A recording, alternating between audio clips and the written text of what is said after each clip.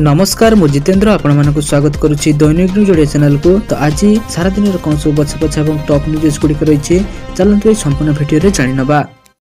आकाशरू हेबो अग्निवर्षा एही सब जिल्ला को हाई अलर्ट जारी। आकाशरू अग्निवर्षा 26 तारिख जाए गरमर मिलबनी निस्तार। 4 दिन भीषण ग्रीष्म प्रभाव नहीं अलर्ट जारी करिछि आंचलिक पाणीपाग विज्ञान केन्द्र। 24 जिले में प्रचंड गरम नहीं वार्निंग जारी होइछि। विशेषकर पश्चिम ओडिशा रे अत्यधिक गरम अनुभूत हेबो। झारसुगुड़ा, सुंदरगढ़, संबलपुर, सोनपुर, बौद्ध और बलांगीर को ऑरेंज अलर्ट जारी करा जाइछे। बलांगीर, संबलपुर और सुंदरगढ़ जिले में रातिर मध्य प्रबल गरम अनुभूत हेबो बोली आकलन करा जाउछे। सेपरि 14 जिले में प्रबल गरम नहीं येलो अलर्ट जारी करा जाइछे। उपकूलवर्ती जिले में गरम सह प्रबल गुळुगुळी कलबल करिबो बोली आकलन करिछि पाणीपाग विज्ञान केन्द्र। सेपरि 24 तारिख में पश्चिम ओडिशार 6 जिला को ऑरेंज और 20 जिला को येलो अलर्ट जारी करा जाइछे। 25 तारिख में 24 और 26 तारिख में 18 जिला को येलो वार्निंग जारी करिछि पाणीपाग विज्ञान केन्द्र। 26 तारिख पर तापमात्रा खसियो बोली आकलन करा जाउछि। चलो देखिया परवर्ती अपडेट कोन रहिछि। आरआई एआरआई अमीन परीक्षा को नहीं आसिला बड़ खबर। ओडिशा अधस्तन कर्मचारी चयन आयोग और ट्रिपलएससी पक्षर सूचना दि जाइए। केवल प्रिलिमिनारी कॉपी करी धरा पड़ी 9 जन मेन परीक्षा दे परिबेनी। अन्य समस्त आशायी मेन परीक्षा दे परिबे। केबे मुख्य परीक्षा हेबो ताहा परे और ट्रिपलएससी पक्षर सूचना दि जिवो। सूचनायोग्य ओडिशा अधस्तन कर्मचारी चयन आयोग और ट्रिपलएससी द्वारा 2024 सेप्टेम्बर 20 रु अक्टोबर 8 पर्यंत होइथिला आरआई एआरआई आईसीडीएस सुपरवाइजर अमीन परीक्षा रे व्यापक अनियमितता होइथिबार जणा पड़िथिला। परीक्षा रे आसामी को नियुक्ति देवाकू कही सेमानक ठार लक्ष लक्ष टंका लुट होइथिबा खबर मध्ये सामना को आसुथिला। जहा परे राज्यर किछि छात्र संगठन एहाको विरोध करिया सह परीक्षा को बातिल मध्ये करिवाकू दाबी करिथिले। चलो देखिया परवर्ती अपडेट कोन रहिछि। गाड़ी रे आउ सुभिबनी बिकटाळ हॉर्न, गाड़ी रे सुभिब तबला एवं हारमोनियम रो ध्वनि। चलो देखिनबा संपूर्ण अपडेट कोन रहिछि। केंद्र मंत्री एक साक्षात्कार रे कहिसंती जे से एभली एक नियम आनिबा विषय चिंता करछंती जहा द्वारा गाड़ी गुडी करे पे पा हॉर्न बदल रे केवल भारतीय वाद्ययंत्र रो ध्वनि व्यवहार करा जिवो, जहा सुनिबाकू अन्य लोकंक पई सुखदायक हेबो। गडकरी कहिसंती हॉर्न कर्कश स्वर बदल रे बंसी, तबला, भायोलिन एवं हारमोनियम भली वाद्ययंत्र रो ध्वनि व्यवहार करा जाई परिबो।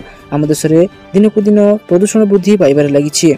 एथिरे शब्द प्रदूषण योगदान 40% रही। इंधन होता प्रदूषण रोकवाकू एवं केंद्र सरकार इथानल, मिथानल और ग्रीन एनर्जी आधारित गाड़ी गुड़िक प्रोत्साहन देउछंती। एवं 2 चकिया जान और 4 चकिया जान माध्यम अधिक राजस्व पाउछंती सरकार। चलो देखिबा परवर्ती अपडेट कोन रहिछि। आज मिलिबो नुआ राशन कार्ड। चलो देखिनबा संपूर्ण अपडेट कोन रहिछि। आज पुरी रे राज्य सरकार पक्षर पालन हेबो पंचायत राज दिवस। कार्यक्रम में मुख्यमंत्री मोहन चरण माझी जोग्य हिताधिकारी को नुआ राशन कार्ड प्रदान करेंगे। मुख्यमंत्री पूरा मंत्रिमंडल उपस्थित रहिबे बोली सूचना मिली। आज प्रथम पर्याय कार्ड बंटन हेबो। परवर्ती समय रे पर्यायक्रमे हिताधिकारी को कार्ड बंटन करा जिवो। याकू लामिनेशन करी हिताधिकारी को बांटिबाकू निष्पत्ति करा जाइछे। कार्यक्रम पई पुरी तालबणिया ठारे कार्यक्रम पई प्रस्तुति शेष पर्याय रे पहुंचीथिबार सूचना रहउछे। मुख्यमंत्री और मंत्री मानक लागि स्वतंत्र स्टेज होइथिबा बेले हिताधिकारी को लागि करा जाइछे व्यवस्था। पुरी जिला प्रशासन पक्षरु समस्त प्रस्तुति चूड़ांत कर दि जाइछे। चलो देखिया परवर्ती अपडेट कोन रहिछि। अंगनवाड़ी कर्मी नियुक्ति नहीं आसिला सरकार बड़ घोषणा। कैबिनेट रे ओडिशा शिशु और महिला कल्याण सेवा नियम प्रस्ताव को अनुमोदन प्रदान करा जाइछे, जहा फल रे वर्तमान प्रचलित नियमर संशोधन द्वारा कनिष्ठ वर्ग सेवा पारदर्शिका पदवी रे चयन भित्तिक नियुक्ति प्रदान निमंते जने अंगनवाड़ी कर्मी निश्चित रूपे जेकोसी स्वीकृतिप्राप्त विश्वविद्यालय स्नातक पास करिथिबार आवश्यक।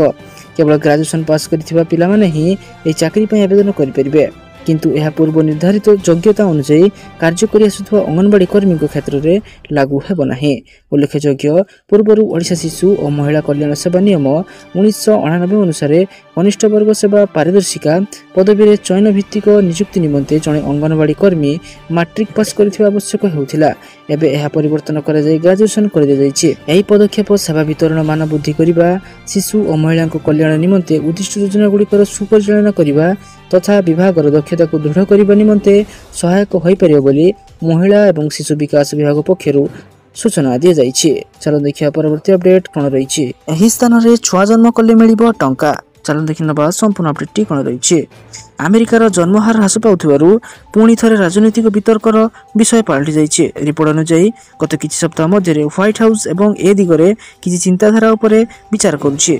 ट्रम्प प्रशासन महिला मानकू विवाह करने को उत्साहित करने संभाव्य पदक्षेप विषय विशेषज्ञ और परामर्शदाता परामर्श लोड़ीला एक गणमाध्यम प्रकाश पाई।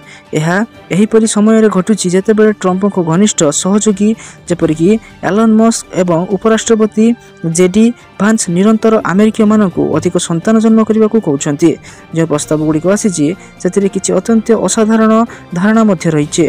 उदाहरण स्वरूप विवाहित कि संतान थिबा लोकों फुल ब्राइट स्कॉलरशिप 30% संरक्षण करने को प्रस्ताव दि जाइए। यह व्यतीत प्रत्येक नवजात शिशु मां को $5000 बेबी बोनस देवाई एक परामर्श दि जाइए।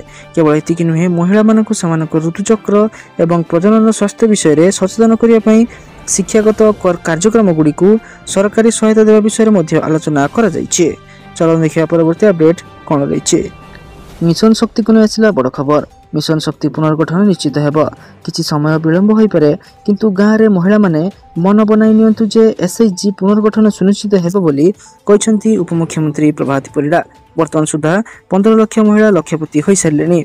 राज्य सरकार पक्षर मिशन शक्ति पुनर्गठन नहीं निष्पत्ति उपरे हाइकोर्ट को अंकुश लगी। चलित मास 17 तारिख में ए संक्रांतीय एक आवेदन विचार करी हाइकोर्ट विचारपति शशिकांत मिश्र राज्य सरकार मिशन शक्ति पुनर्गठन संपर्कित विज्ञप्ति उपरे परवर्ती शुणाणी पर्यंत अंकुश लगाई। यह सहित राज्य सरकार मिशन शक्ति विभाग को एने काउंटर सत्यपाठ दाखल करने को निर्देश देते।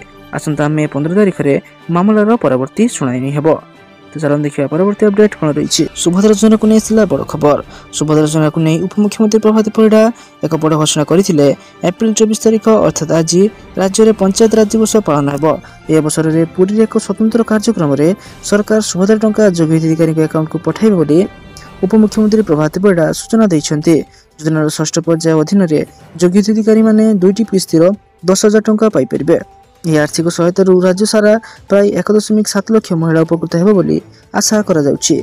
मार्च 6 तारिख में अनुष्ठित पंचम पर्याय राज्य सरकार सुभद्रा योजना अधीन प्रथम किस्ती भाव 2.30 लाख महिला को 5,000 लेखाएं टंका प्रदान करथिले। राज्य बीजेपी सरकार गठन होगा पर 17 सेप्टेम्बर 2024 में प्रधानमंत्री नरेंद्र मोदी सुभद्रा योजना आरंभ करथिले।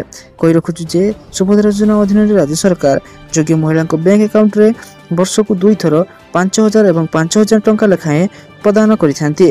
यह योजना रे आवेदन पई जणे महिला आवेदनकारी बयस 21 ରୁ 60 वर्ष मध्य हेबा उचित। चलो देखिए परवर्ती अपडेट कौन रही।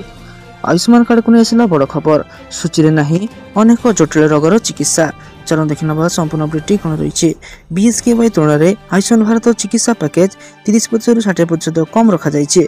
SO CT scan MRI PFT NCV EMG भली व्ययबहुल निदान व्यवस्था चिकित्सा पैकेज रे नाही। हृदरोगी जीवन रक्षा प्रतिरोपण होता पेसमेकर दाम 1.5 लाख टंका किंतु आयुष्मान योजना रही 75,000 टंकार व्यवस्था।